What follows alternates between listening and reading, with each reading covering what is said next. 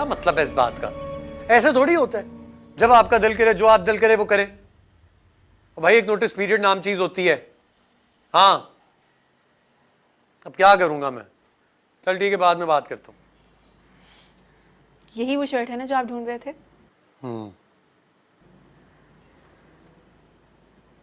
क्या हुआ हारून? किससे लड़ रहे थे फोन पे? एक कुलीग था, उससे बहस हो रही थी। क्या होता जा रहा है आपको हारून? पहले तो आप ऐसे नहीं थे, बात पे बात गुस्सा करने लगे हैं, हर छोटी छोटी बात पे इरिटेट हो जाते हैं। आप मुझे बताएं ना, मेरे साथ शेयर नहीं करेंगे? यार तुम क्या कर लोगी मुझे बताओ। कम से कम दिलासा दे दूंगी, लेकिन आप मुझसे शेयर नहीं करेंगे तो किससे करेंगे? हारून, क्या हुआ है? बॉस से प्रमोशन की बात की थी, मना कर दिया उन्होंने। पागल हो गई हो तुम क्या? दिमाग खराब हो गया तुम्हारा?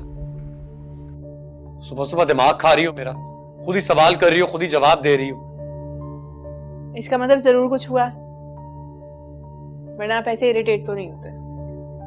बताएं ना, देखिए आपको मेरे साथ कभी ना कभी तो शेयर करना पड़ेगा ना कि क्या हुआ है क्या नहीं हुआ। छोटा सा प्रॉब्लम है, मैं खुद सॉल्व कर लूंगा। कैसे हैंडल करेंगे? जरा से कोई प्रॉब्लम हो जाती है ऑफिस में तो आप हाथ पैर छोड़ के बैठ जाते हैं। किसने कहा तुमसे?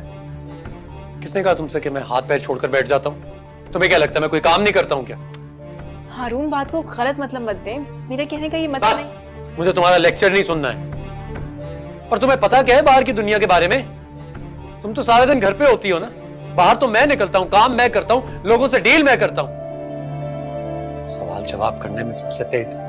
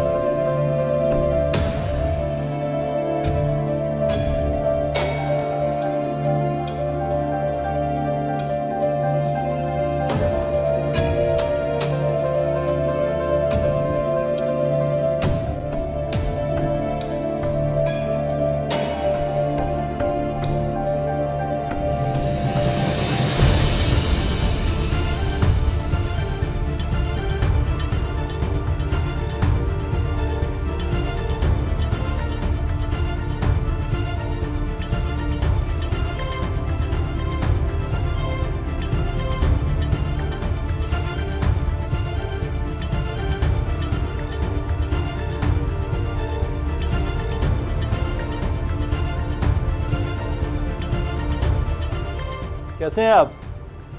जैसा आपने कहा था सुल्तान साहब, मैंने हारून को मुलाजमत से फारिग कर दिया। तो अब क्या चाहते हो मैं तुम्हें थैंक यू बोलूं? अरे नहीं नहीं सुल्तान साहब, शुक्रिया तो आपका कि आपने बंदे को याद किया।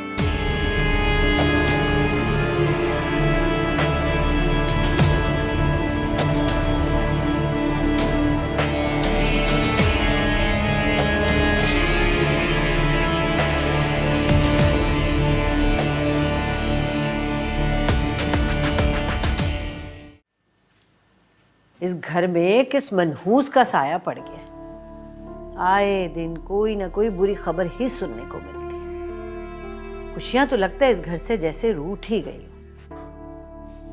बड़ी नहूसत है भाई, बड़ी नहूसत है। अरे अम्मी, ये नहूसत वगैरह ना कुछ नहीं होता। चैनल वालों ने सिर्फ भाई को नहीं निकाला, बल्कि आधे से ज्यादा स्टाफ फायर कर दिया गया। तो ये बताओ कि इतनी जल्दी तो अब नौकरी मिलेगी नहीं, हारून इस घर का खर्चा कैसे चलेगा?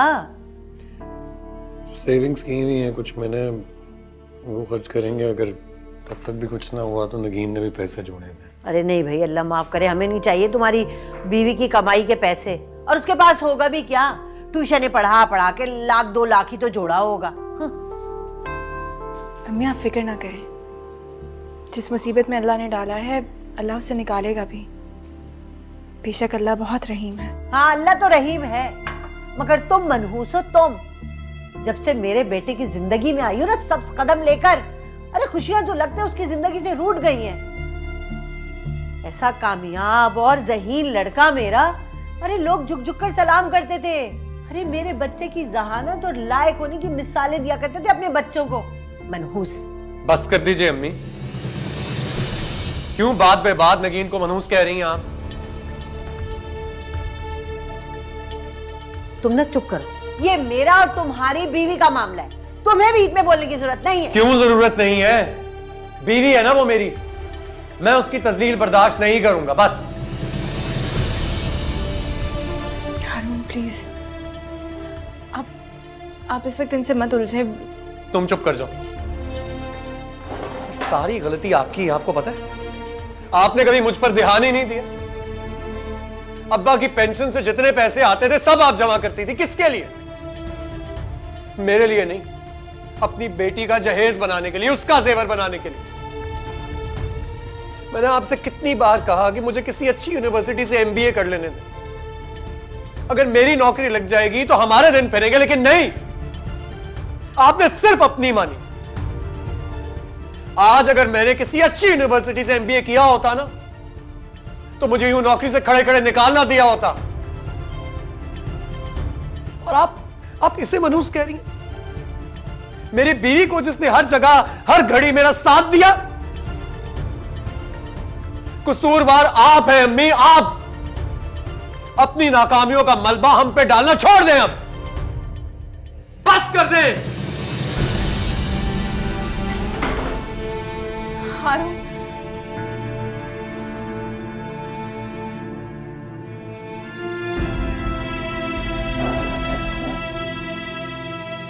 ये औलाद है।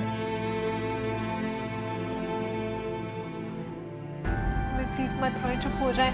भाई गुस्से में ना भी ठीक हो जाएंगे। नहीं रोए प्लीज।